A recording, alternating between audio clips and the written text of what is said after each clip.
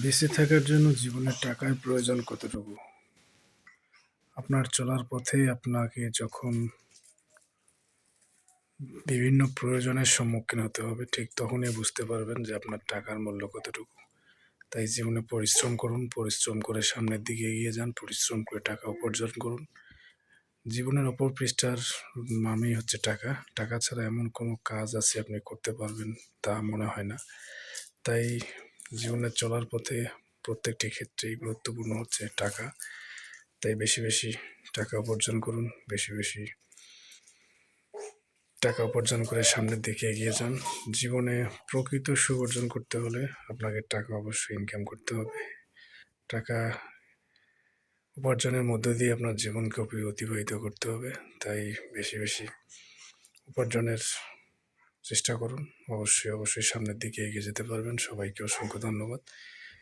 ভিডিওটি ভালো লাগলে একটা লাইক এবং সাবস্ক্রাইব করে দিবেন চ্যানেলটি।